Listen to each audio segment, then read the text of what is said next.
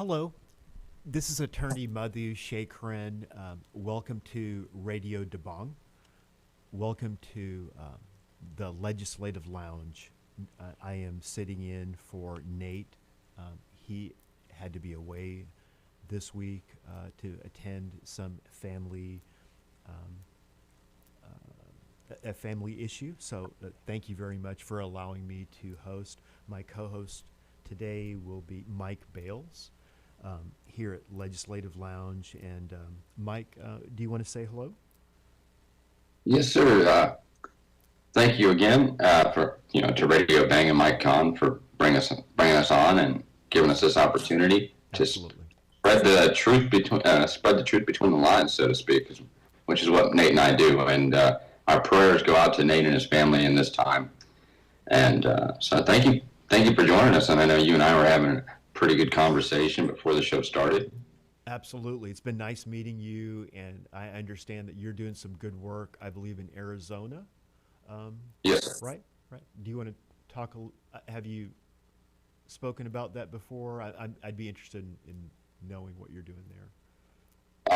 So aside from the podcast, I'm in school for going for my bachelor's in government with an emphasis on legal studies, and soon pursuing my JD. That's great. In law. That's great. And aside from that, I work full time as a security officer. Thank you. I won't disclose which hospital just because of social media likes to dox people. Right. And likes to that's a big problem on social media, is doxing and bullying and. Oh yes, I'm sure you know all about that. I've been kicked off LinkedIn due to my politics. I will not use Facebook anymore.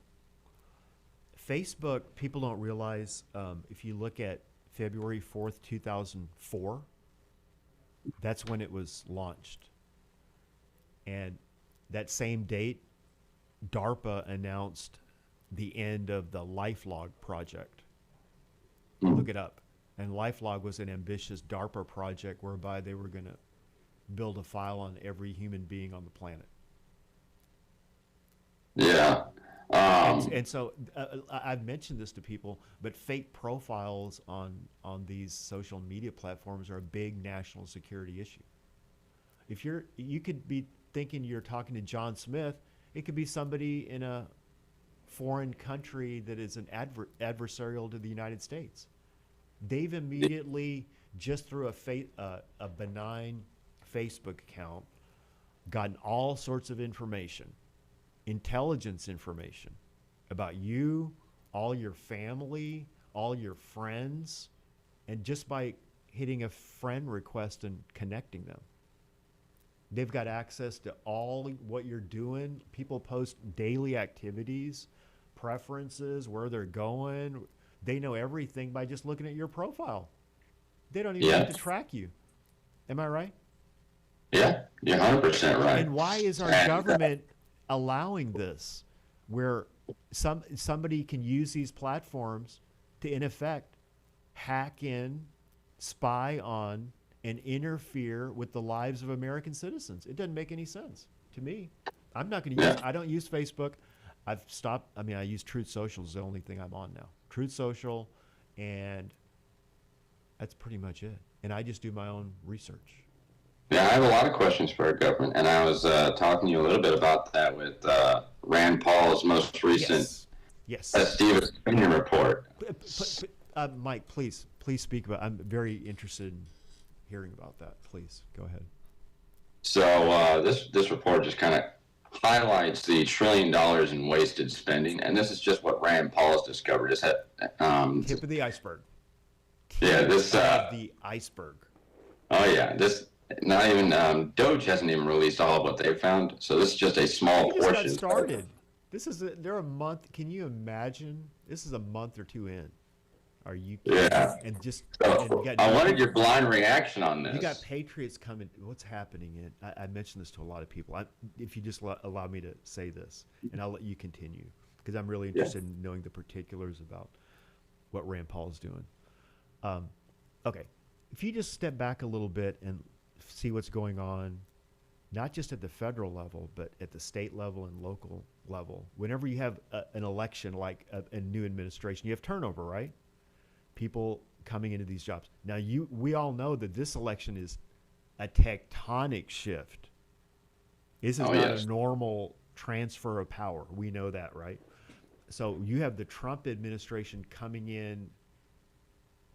It's a game changer where he had to, fight off all the deep staters, and now he's basically knocked the door down and come in, like, despite all the traitors that were trying to stop him and his administration. Okay. And they took over by just legally and with the help of the American people. So they have a mandate. And now all these patriots are coming into these government positions, and what are they seeing? You know this. All those documents, they have serial numbers. And so they're now seeing they either destroyed records or they preserved records in terms of their activities. USAID is just an example of basically corruption. Let's just call it what it is, government corruption. So you have the white hats, the patriots, like good people coming in, really trying to help, that are pro-America, looking at this stuff for the first time. And you have massive turnover. Look at the DOJ. Look at every agency, people quitting, people being fired, people that were basically like communist American Marxists. Yeah. That's what they were. That's what they were fostering. That's what it is. Yeah. The DEI, all this nonsense that you see, the priorities of USAID, what they were trying to export, right? Well, it's quite amazing. So I'll let you continue, but we have to understand that you've got honest people now looking at the fraudulent documents, not just Elon Musk, at every agency this is happening. Go ahead. Well, it's interesting, right? Because they were calling Trump and Elon Musk, Nazis and whatnot, but these people are also pushing. You mean the Nazis that was a socialist party? Yeah, but these people are also pushing DEI, which is an outgrowth of critical race theory, which is connected to critical theory out of Nazi Germany. These are all communist, socialist, globalist conventions, creations, especially out of Europe. And this WEF crowd, they're a lot of them are depraved. They're not normal. Like when Trump says these people are nuts, they're crazy, like this. That's basically what it is. They have a mental disorder about like crying in terms of power, being power hungry and totalitarian and authoritarian and trying to dictate for everybody how they're supposed to live, and they're in control. That's the hierarchy. And they think it's all their money. They think it's all their money. All the taxpayer money, it's supposed to be theirs, and they're supposed to just be able to spend it at will, unchecked, and we're not supposed to question them. That's all. Well, we allowed that to happen in 1913. We allowed that to happen. Well, I'll push back a little bit on that narrative. We allowed that to happen. We were under the influence of a lot of propaganda, so we didn't realize what they were doing, right? We thought, oh, okay, this is like two parties. We have some differences. They're trying to like help the country. We didn't realize they were pillaging and stealing all the taxpayer money for their own cabal, the uniparty, and it transcends party, and they're traitors. This is very hard to comprehend as an American. It's an uncomfortable truth. It's disquieting. Yes. That's why there was so much pushback. It'll keep you up at night. It'll shatter your worldview. It's being red-pilled. Yes. I'd rather know that, understand, okay, that's what's been happening, but I'm an optimist. I'm a patriot. America, thank God that we caught this in time, and now it's going to be, we need a strong, ethical America that's not going around starting wars everywhere, and peace through strength. And we need accountability in our government in terms of our legislation. And money is a big part of it. We've been funding criminal operations, basically, all over the world. 100%. Yeah. Go ahead. But like I said, I wanted to get your blind reaction because some of these spendings that the government has been doing Ridiculous. is a little bit comical. It's also sad because it's our money. It's a travesty. But according to Rand Paul's, Mike, I'll just say this. Yes, sir. Like, say, like a dumb program, like whatever. Mm-hmm. LGBTQ, fostering diversity for transgender students in schools in, say, country X in Asia. Yeah. They don't want it, by the way, but they're going to export it anyway. They're going to push it on this country, okay, and disquiet the whole social fabric. When they give country X, say, as you're going to point out all these foolish programs, say $100 million. What do you think happens with that $100 million? That's a block of money that goes over there. You think there's any sort of accountability on how that money gets spent? Of course not. There are probably 100 people in on the grift, in on the bribery. They're all, correct me if I'm wrong, 100 million, you can pay 50 people $1 million and still have $50 million left over. To do what? Appearance of some show, charity, or program. So you put on the act. So, like, see what we're doing? We built this school. Well, there are no teachers there, and you can't. There are no classes, but we built this school. Yeah. And you think anyone's tracking that money? Of course not. And so it's so these countries like it too because they're getting paid off. Oh yeah. And these bureaucrats in the U.S. are taking our money and handing it over like as fast as they can, like with shovel. Like, here's another 100 million. Like, are you kidding me? And that's just one agency that they're finding. You're going to find that at every single one of them. That's why they're freaking out. Oh yeah. But like the spending is just ridiculous. Like $123,000 to teach kids in Kazakhstan to make viral social media videos. What is that even? Like, I don't even know what they're talking about. $280,000 for the National Science Foundation to diversify bird watching groups and have safe spaces. There is literally somebody, like, from some university.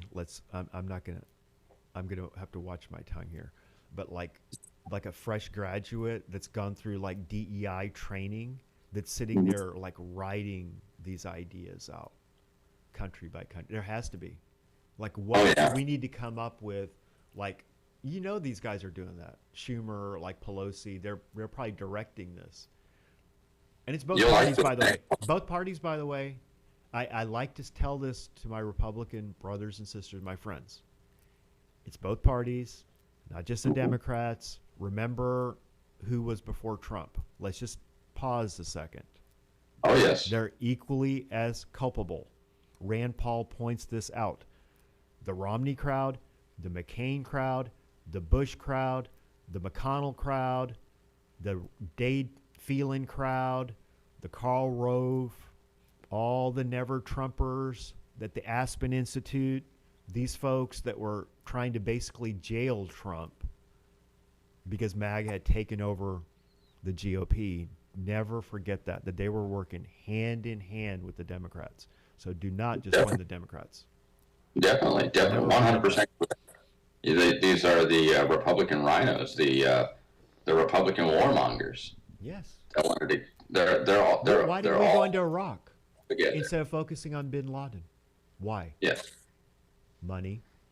But military industrial complex. You'll like this. That's what this is like. When Trump takes on the military industrial complex, and you're shifting trillions of dollars away from military contractors and now saying peace through strength and trying to foster peace, that threatens the cabal. That threatens all these people that lost their security clearances. The intel officers, think about all those folks. They ran little fiefdoms. Can you imagine what each of them was doing? Working with these government agencies, the Hillary Clinton allies. Can you imagine? Think about the Clinton Foundation, how much they were involved in what? Charity. How much did the Clinton Foundation work with USAID? Can you imagine how much money? They're probably, I What's your estimate? want to bet they're running it. It's like a shell game. They just set up all these entities. They're all, it's like a joint venture, and it's all these governments that are corrupt, the corrupt people in all these governments working together. It's all coordinated. Look how coordinated it was with COVID. Yeah. And it's transnational. And they're just using our money. $330,000 to censor conservative media. Nice.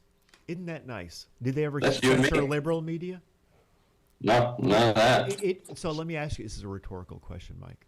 Did you ever hear them try to censor MSNBC after they were reporting, on the Steele dossier, which is propaganda, and how Why would they do that? and how they were saying that when the FBI had the Hunter Biden laptop for 1 year? Just think about that for a second. Why would they do media that? was saying that this has all the hallmarks of Russian disinformation. And they knew the whole time what was on the laptop, by the way. Oh, yeah. And that our president was compromised. And they said they lied about it completely. They even wholeheartedly put it in the ear of the Biden campaign so he could have a talking point. Remember that last debate before the 2020 election? So he could have the talking point. They were willing to use that level of propaganda on the American people, so they really believe this is all what? I'm going to say it now. Conspiracy theory. Now, what was the conspiracy theory? Who were the conspiracists? The liberals, the folks that really thought this was Russian that was the conspiracy, wasn't it? And they bought it hook, line, and sinker. I want everyone that believed it to acknowledge that they believed it and they were fooled by our own government. That is the ability of U.S. propaganda. That's what Trump took on, and it's all been leveled. Yep. They're freaking out now. We also have $385,000 for a pigeon statue in New York City. Oh my God. Oh my God. Here's one. $419,000 spent by the National Institute of Health to see if lonely rats use cocaine more than happy rats. This is almost like they literally, Mike, I kid you not, these people are so arrogant and deluded and brainwashed and corrupted that they literally get it. You've seen it with how off they are, like they're laughing and acting like so unprofessional as legislators, like like blocking people from going into buildings and stuff. They have the my family members. I know people in my family who are much more mature than, in their 20s. That young people that are much more intellectually mature and responsible than these folks that are 60 and 70. They're like petulant kids who are bullies. They're unbelievable. But they're not used to having their power taken away, which is what's happening. No, not at all. You remember back in, I want to say 2021, 2022, when Rand Paul brought up how Anthony Fauci was yes, I do. I watch every single. I love torture. Remember when he brought up how he was torturing beagle puppies? Yes, some of the NIH experiments were discussed, and so because he put on this air of, I'm the country's doctor. Don't get me started on Fauci. Oh my gosh, Fauci, that guy is something else. Here's some more. There's a reason why he was pardoned. It's not by accident. $1.5 million spent to torture kittens by spinning them to study motion sickness. Why don't you study motion sickness by riding around your car, Dr. Fauci, and get motion sickness and then report back to us? That would have been better. $2 million spent on COVID experiments on cats. Okay. Okay, COVID, that's a whole, let's call it what I've said this on the radio before, and I would say this to anyone, but stop for a moment. What does our legacy media never ask? What's the question they never ask? How was it not bioterror? Have you ever heard them utter that word bioterror one time? No, I don't think I have. It's like radioactive. They won't even touch that word. Now, I will go through a lot. Now, just recently, our intel agencies admitted what? Before, RFK was going to, get confirmed. Coincidentally, they come out with all this sudden news that, oh, by the way, we think it's more than likely that it was released, not accidental from the bats. Remember that? Yeah. Oh, yes. Give them some more time and they'll get to what actually happened. So it was bioterror, and I'll prove it right now. Whether it was the bats in the market or whether it was accidentally released, by a scientist, or whether it was dropped purposefully, all three scenarios are bioterror. You know why? What happened in the 2 weeks after the first cases? What did they do? They lied. They said the WHO was saying in January of 2020, you know what they were tweeting? We don't think human-to-human transmission is possible. These are the follow the science guys, okay? Yeah. And then what did they do? They arrested they locked up all their doctors. Did they cooperate with the U.S., medical community, and let's work together and let's be transparent, let's fight this pandemic, and let's use natural immunity, and we're all in this. Did they do that?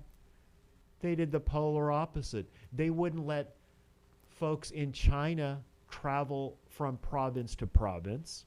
They were jailing them, right, to prevent transmission within China, the CCP, who was working with the Fauci-led NIH for years. The emails prove it. Yeah.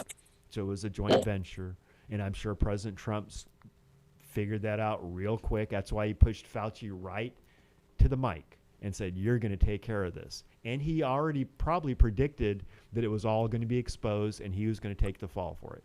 So Trump is a long-term strategic thinker. And even then I was thinking, why is he putting Fauci in? Why? But there's probably a reason for it, because he wanted to figure out what was going on. Now, I think Trump made some mistakes on the vaccine. I think there were a lot of lies made to him. They were desperate, and they were locking down all these places until what? We had a vaccine. So it's like they were holding these communities hostage locally, our governments, like the communists, the Marxists. It was a grand experiment in social control, and it was absolutely a simulation that was run on the human population, and a lot of people paid a very heavy price with their lives. Well, it wasn't. I'm going to argue that it was not a success, because what they learned is we could never pull this off again, and people are going to absolutely resist, and it's all going to fail miserably ultimately. And so they've been exposed. If I could push back on that a little bit, I think in the beginning of it is the success, and as time went on, you saw a shift. Yes. And that's where the experiment started to fail. We're on the same page. I absolutely agree with you. I just think that when you step back and look at the cabal and where they are compared to people like us, let's call it like patriots, and people that were actually trying to look out for the good of society overall, businesses, but also you have to look at it holistically. It's not just a medical problem. It's also, cultural. People have to live, they have to work, they have to support their families. And, I'm not a scientist, but I could tell, I know the Socratic method and I know the scientific method. And I knew that they weren't applying either. They weren't applying the scientific method. Absolutely not. They weren't following the logic and scientific evidence. As they got more data, were they factoring it in, making adjustments, which is what the scientific method is all about? Absolutely not. They were locked into a conclusion predetermined, and it was self-interest, money, you know, and other purposes, including social control, how to control global populations, how are we going to, you know, like a Trojan horse, get authoritarian control, how are we going to take out Trump? This multi-purposed. Trump's an existential threat to the world order. So this is a way to knock him out. You don't think that, I call it the deep state 4-step. And step 1 was bioterror. And it was CCP led. And obviously the Biden crime family, which was compromised, they bought, you know, did they have a choice? I don't think they had a choice. They had to go along with it. Or if Joe Biden would have told the CCP, we're not going to go along with what y'all want. That's a problem. You know, that's a problem when when 8 members of your family have taken tens of millions of dollars. It can be a problem. Trump just revoked Joe Biden's security clearance. As he should. And he's probably just getting started with all the security clearances that are going to get revoked. And it's coming out now. It's being confirmed, which we already knew, that at least the last year, the information that's being spread right now is that Jill and Kamala were running the presidency for at least the last year, if not more, and that his son Hunter was privy to classified information without having. Mike, it's just logic. Yes. It's just a process of elimination. So it's not Joe. So then who else? Of course, it's going to be people closest to him, like Hunter, like Jill, like Kamala. And they all have these little fiefdoms. The Obama folks, the Clinton folks, all these former leaders, they each have sort of lieutenants, people like Brennan. Yes. Right? People like Comey that have their security. And so they control who? Black hats in the government. These are the folks that are turning in their pink slips and resigning at the DOJ. You know how about the weaponization of government. And so you have, this is why what's going on right now is they started resigning and quitting and being fired, whatever, even before the inauguration. Now it's ramping up big time. So at the government, that's why the DOJ, I know as an attorney, I know this, I read about this stuff. And there are a lot of government attorneys like that work with the DOJ that are like, if you've been involved in these kind of witch hunts and you've been breaking the law as government attorneys, do you think you really want to stick around as an attorney with Pam Bondi coming in and Kash Patel? Absolutely. That's a rhetorical question. There's a Senator John Kennedy out of Louisiana. He said, all the conspiracy theorists are being proven so right that we're running out of conspiracies. Batting 1,000. Mm-hmm. I love that guy. He's funny, but I will say this though, he's a great talker. I wish he'd get more to action. Yes, there's a lot. He loves like spinning yarns and stuff. I'm like, dude, get to the. There's a get lot to of, the like. He'll talk for like 15 minutes, but he won't say certain things that we're talking about right now, will he? Do you ever hear him say that this was bioterror? They never talk like this. They never talk like this. They're all like, well, it looks really like this. They always like hem and haw and like kind of, they don't really get to this the way we talk. They can't. Because it's hard there's a brand, the brand, American brand that we have to look out for too. Mm-hmm. And the uncomfortable truth is we had the American parts of our government had become taken over. And they were traitors. They were American Marxists. And they were running criminal operations. This has been going on for decades. You don't think our government was working with the cartels, running guns and drugs and human beings and trafficking? And of course they were. Of course they were. The Mexican president right now, that I forgot her name, but she was a favorite of the cartels. Mm-hmm. I mean, these are mafia dons. Like, these are not, even though they dress really nice, they're involved in some of the worst criminal operations imaginable. Just because they're like all dressed really nice and shaking hands with President Trump does not mean that they're all like nice, good people. You know this, Mike, but I'm just saying that we have to remember this. These yeah. days. I just lost my train of thought. Oh, I like your. Hey, what does your hat say? Oh, it says Trump Vance. Nice, very nice. I need to get a Trump Vance hat. Oh yeah. You know what? Oh, I like the flag on the side of it too. I like the flag on the side. Nice touch. Oh yeah. Cool. The what I'm interested in on this spending report, it says $20 million for fertilizer research.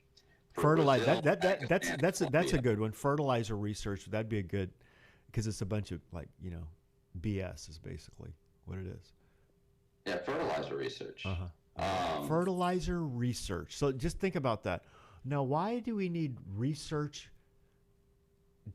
America is a world leader in agriculture, is it not? Yes. Don't you think the U.S. is probably a leader in fertilizer?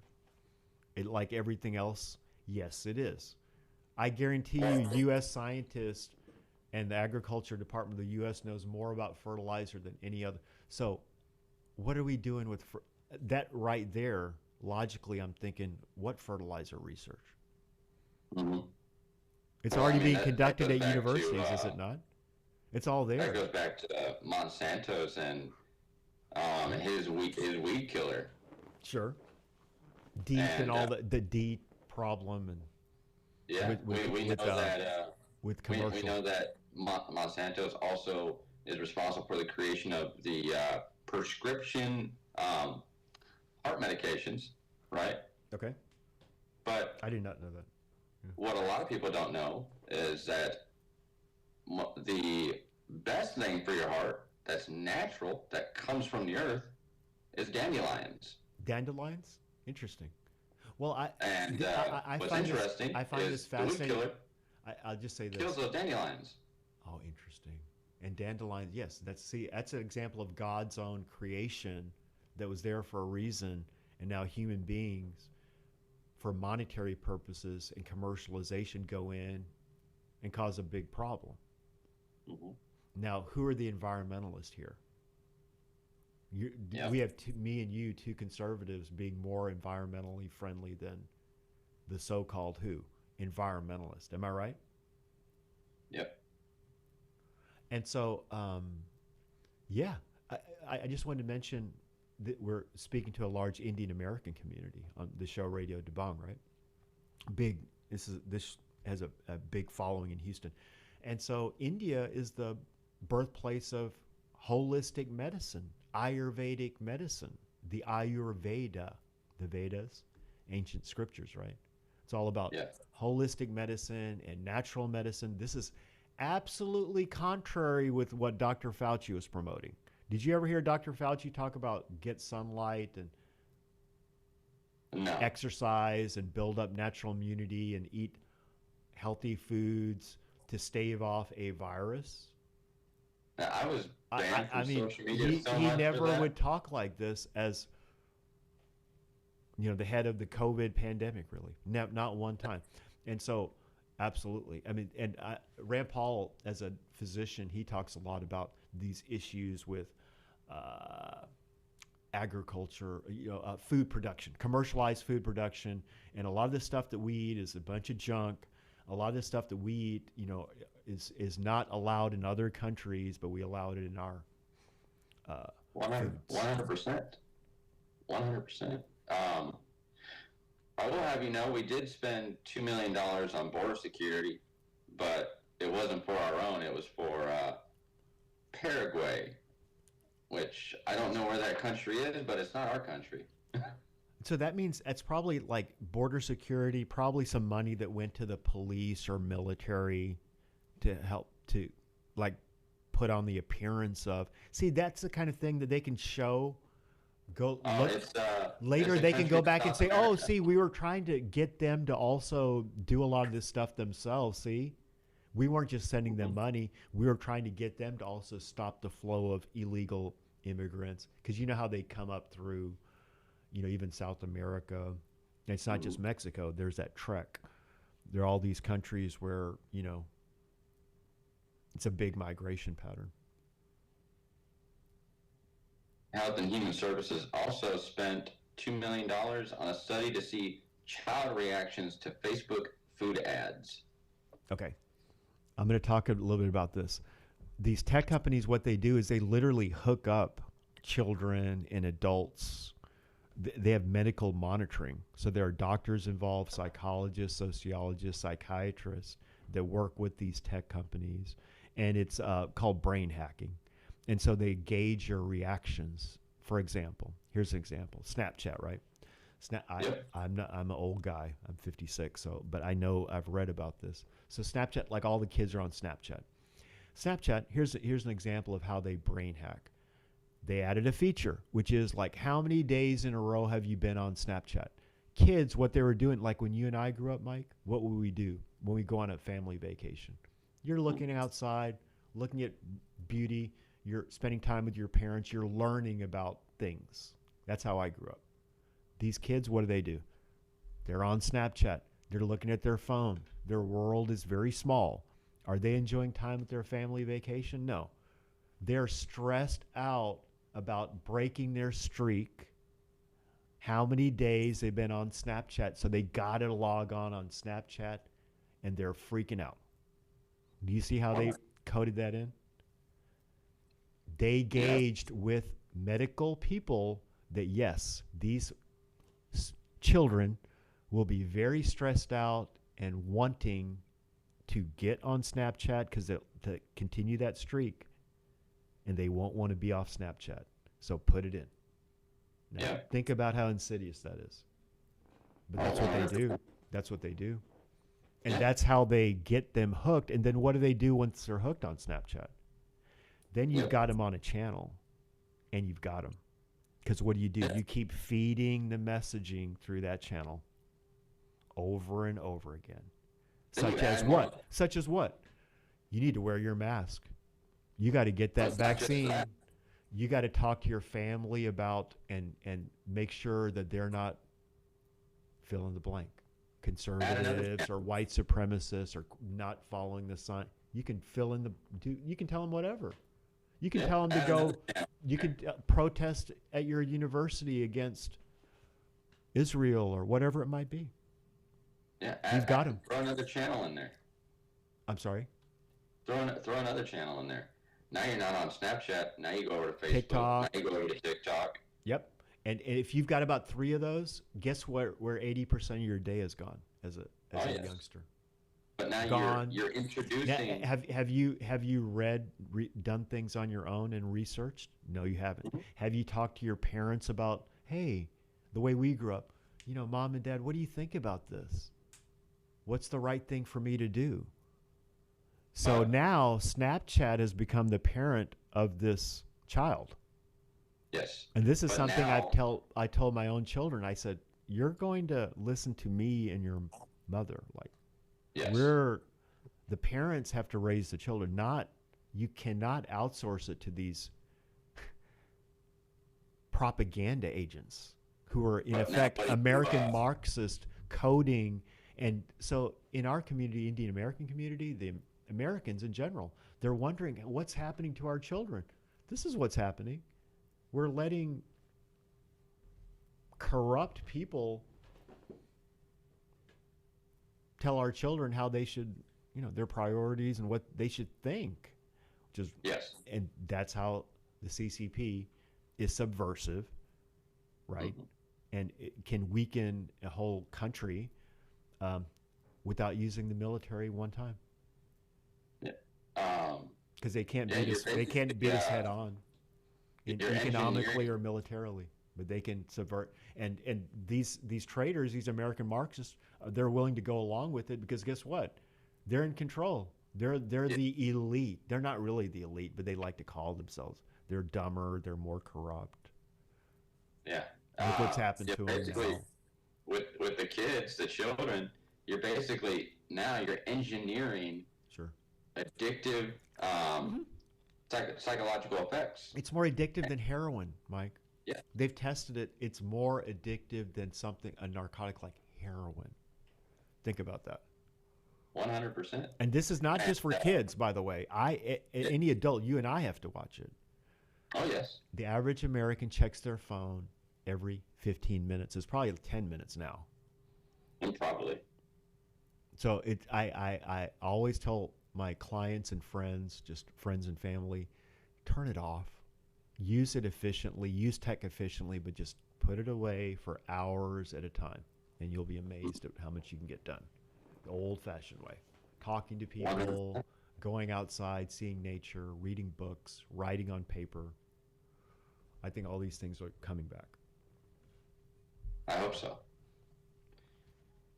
What Yeah. else you got? What You else you remember? got? What else you got? You, you'll like this. You remember when Joe Biden was pushing EVs? Well, be careful about saying Biden because he doesn't. He's not doing anything. But I understand what you're saying. The Biden administration, they want everybody. Yeah.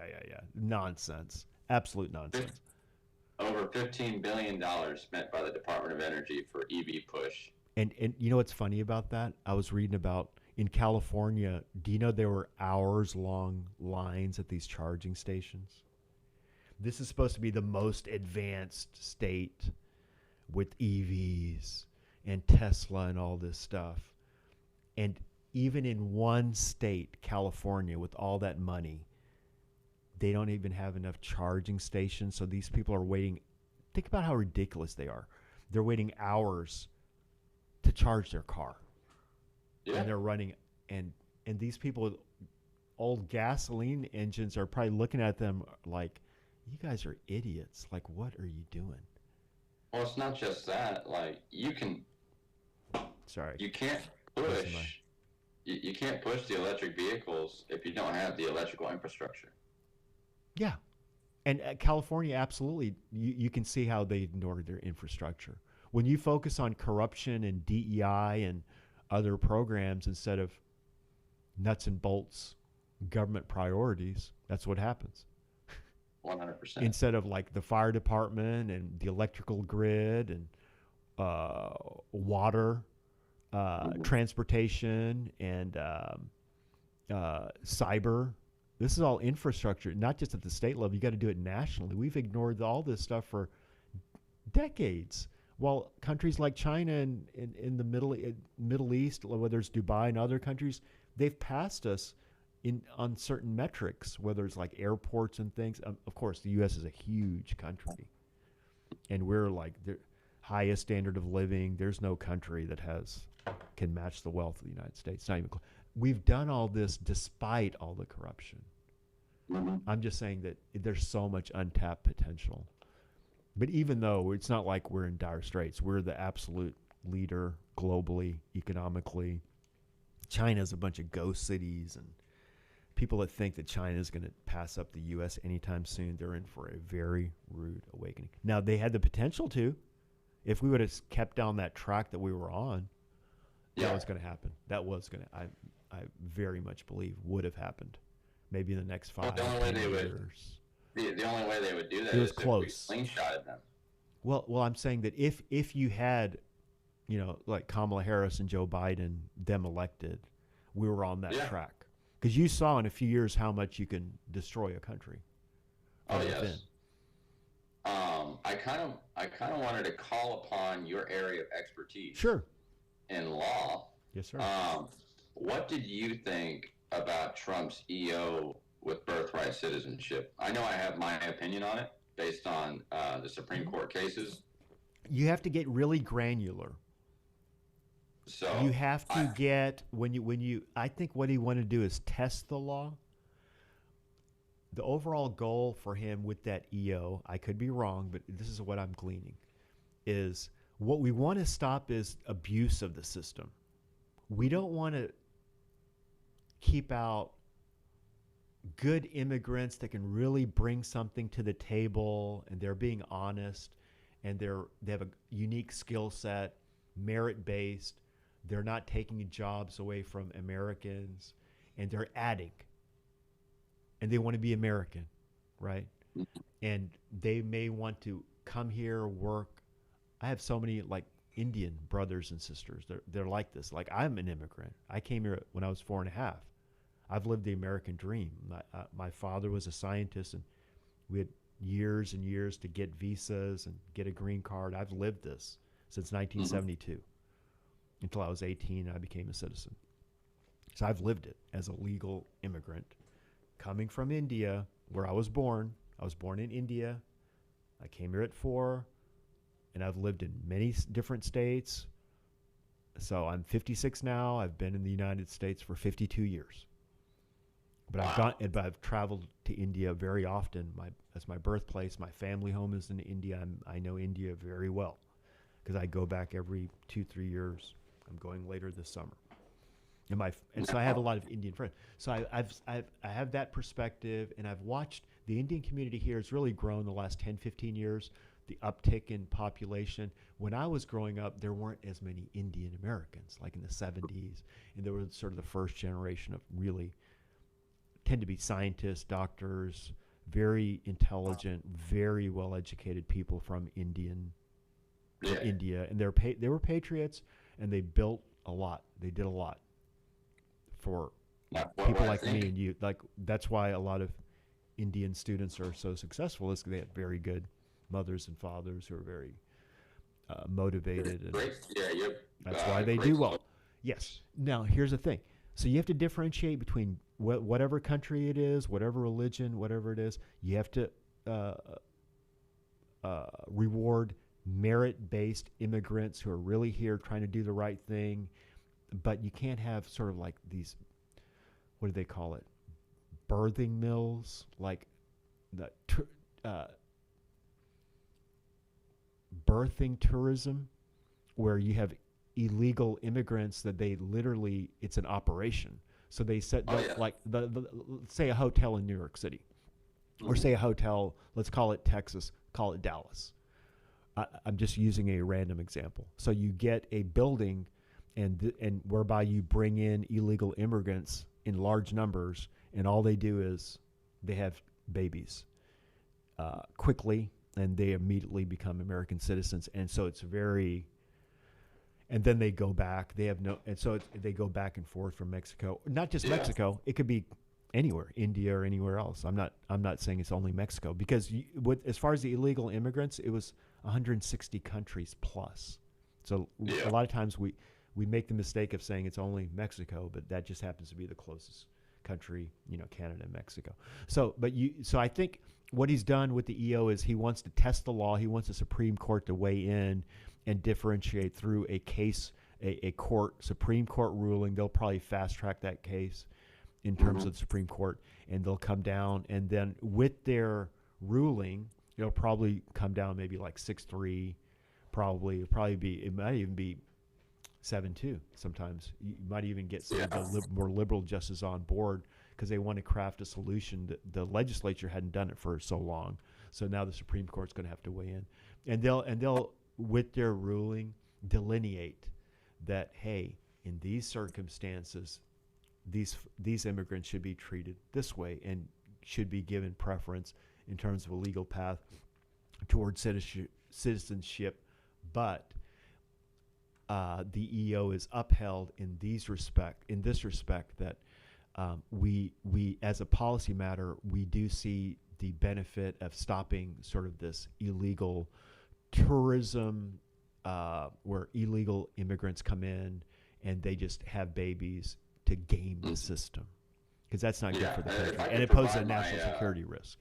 So there are policy reasons for it. Real quick. Yeah. So I think that's the way it's going to come down, and I think it was very strategic, like that he wanted to put in the EO, but he realizes that you can't throw the baby out with the bathwater. It's going to have to be very granular. It's going to have to be on a case by case basis. Yeah, where you're going to have to prove up to Homeland Security why you deserve to get these benefits as a legal immigrant. You understand? Yeah, I think that's where they're going with this. If I may, like with this EO, like anytime that you're challenging a pre-existing amendment, you have to do a legal analysis of what the original drafters' intentions were for that amendment. Part of it. You look at the original drafters. You also look at legislative comments and case speaking law. on the case law. Yes, you can look at And all of that. if I may, like when it comes to birthright citizenship, we've only had two SCOTUS cases, and that was Dred Scott v. Sanford, and then you had U.S. v. Wonkim Ark, Okay. and none of those really clarified Well, illegal aliens having well, babies on Mike, U.S. soil. Mike, you understand this. So the law, it's not static.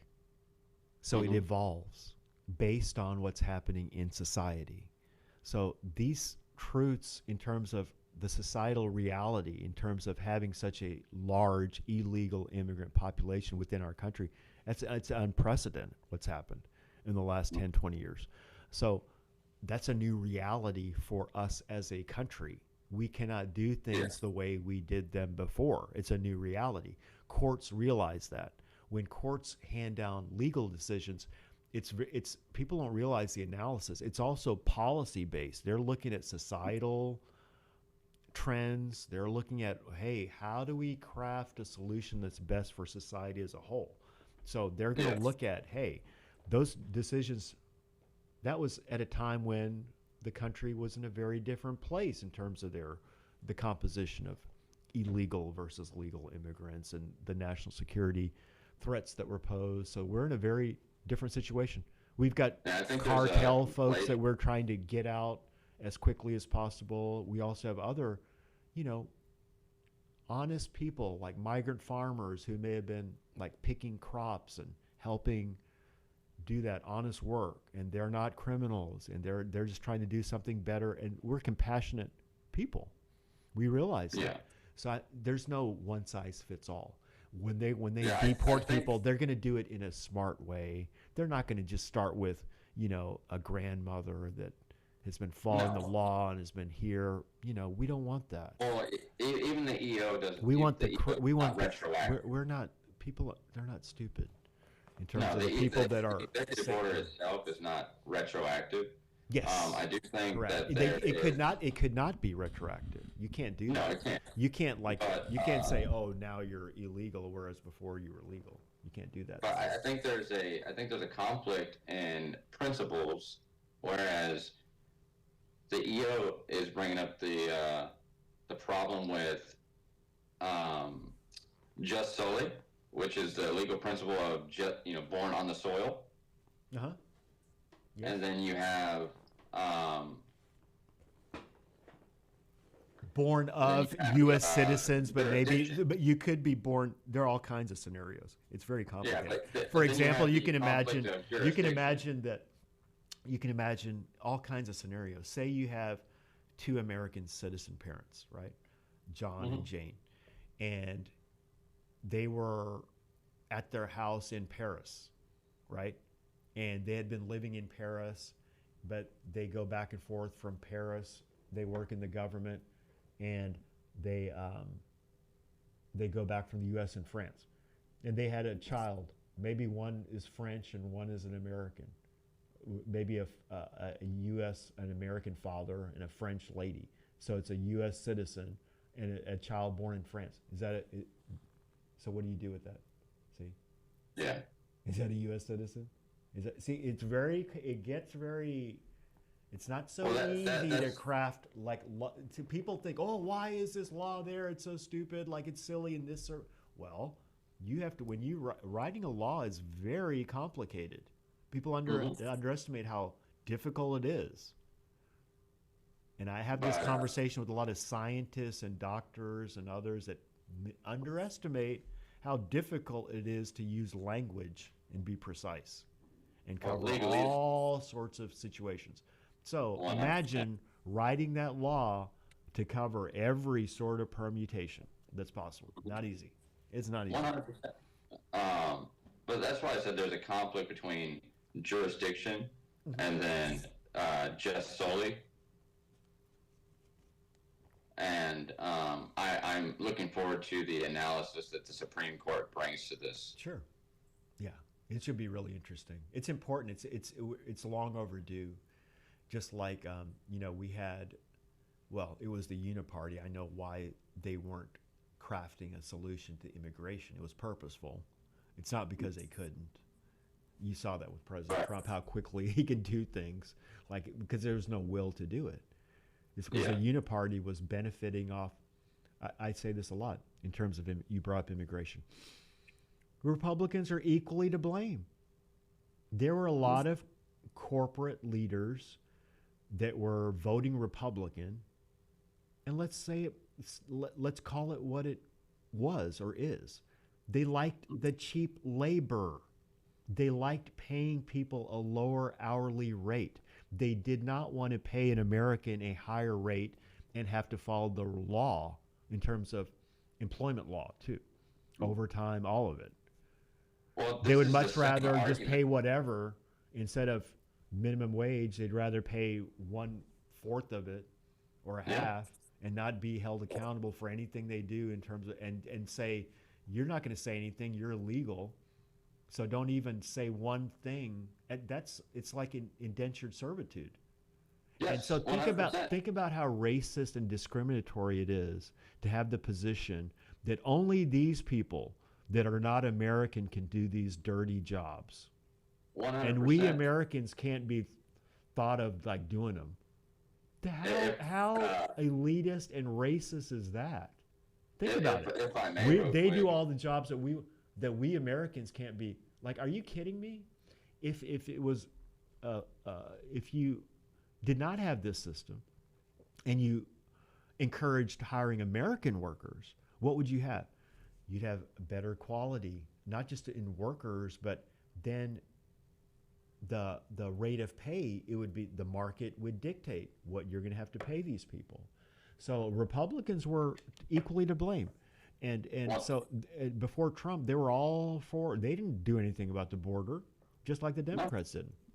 Yeah, 100%. And it's funny you bring that up because I bring this up a lot on political debates. Yeah. The argument that's being made right now is the same argument that was made in the 1860s with slavery. Mm-hmm. The Democrats and the Rhino Republicans then they said, if we have no more slaves, who's going to pick the crops? Who'd pick our cotton? Like American workers now, can't do. It's the same argument. American workers can't do. They can do anything. They can do roofs. We do blue collar work. Who built this country? Mm-hmm. Look at the industrial revolution. Look at our skyscrapers. Like, who built all this stuff? Americans did. Yeah. Along with a lot of great immigrants who are patriotic and all like on the same team, trying to build a great country together. 100%. We totally lost our way with all that. We have, but it's up to people like you, like Nate. I try to help, like Mike Kahn, giving us a platform to push these ideas, get people to read more, get people to pay attention more, right, to dig through. It's our responsibility, Mike. I'm so glad what you're doing is so important. You're helping the people, you're empowering the people by giving them information so then the people can hold the government accountable. That's what I see. Like, that's a great service you're doing. I mean, I spent 12 years of my life, doing what I could in the service, and thank you for your service, by the way. Thank you. I found a lot of joy in that, and I found a lot of joy in helping those learn, and I found a great joy in teaching, and it's even more enjoyable teaching others. History and policy. I've represented quite a few veterans over the years, just with different legal issues. So I try to give back by helping veterans. And I've learned a lot by representing them. And what I've found is, my perspective is, see, veterans know a lot about government corruption. They are experts on government corruption, like better than anybody. Because they've lived it. They've been victims of it. They've seen, as military people, like on the inside, and they've had high security clearances. They've been overseas, so they've seen how our government operates internationally. So a lot of them are like me. They have an international perspective. So I speak the same language as them. See, I know India, so I have an international perspective. America, India, like a lot of Indian Americans do, obviously. But you notice this with Americans who have traveled a lot internationally. They're a little different than other Americans because they see, gosh, the U.S. is unlike any other country. Like you appreciate America when you travel internationally and you land in America. 100%. So I see this with veterans a lot, that they know a lot about government corruption. And my opinion is that the U.S. government for a lot of years has not helped veterans, and it's purposeful. 100%. The veterans, they're sent for all these tours of duty, these endless wars. They're used up and spit out, and they're not respected like they should be. There are too many homeless that are veterans after they've sacrificed so much. Their careers, they're not doing it for the money. Now, a lot of times it can be a good career track because you get a lot of good training in the military, and you can apply that in industry. So it's really good training. But they know a lot about corruption, like whether it's USAID or whatever it is, because they've seen the contracts. Like one of my friends, I talk about Afghanistan. When I talk with military people in Afghanistan, guess what they tell me? Madhu, we saw the contracts. They're messed up. They're bloated. They're overcharging the government for every part. That kind of conversation, when I hear it from a military officer that's been on the ground in Afghanistan for years, I listen. And I know he's telling the truth. And now you have eyewitness testimony up to the corruption, right? That's how I know. So even though I haven't served, I know these things. So they don't really want a lot of veterans working together to hold the government accountable. You know this, right? That's their worst nightmare. Think about all the veterans in this country who are what? Well-trained, they're very smart, they're very patriotic, they have intimate knowledge of the government and their operations because they're whistleblowers. And they're working right now with white hats that are in the government right now. So it's a citizen population, and these veterans were actually one of the core groups that fueled the MAGA movement. Yeah. And those military people, along with patriots, like me or just normal citizens like me, we banded together and basically defeated the cabal and showed that we're actually more powerful, especially when you tap into the power of the American people. It's no contest. 100%. Think about this team of patriots led by President Trump. Look who was on the other side and was defeated. You want me to go through the list? Go ahead. The Uniparty, all the intel agencies, factions of the U.S. military, CCP, NATO, foreign governments. That's something else. And they were no match. They got beat bad. 100%. It's because we started utilizing their tools against them. We started networking with each other. That's right. That's right. I think we're kind of getting close to the end of our time. Is yes, that right? Sir. I think so. Yeah. Anything else you want to cover, Mike? I'll just say this. Again, my prayers go out to Nate and his family during this time. Yes. And we love you here, and thank you to Radio DeBang and Mike Kahn for allowing the Legislative Lounge the opportunity. And thank you, Madhu. This was an amazing conversation. And my thoughts go out to Nate as well. I haven't met him, but God bless him and his family. And thank you so much for letting me sit in. It was a great time.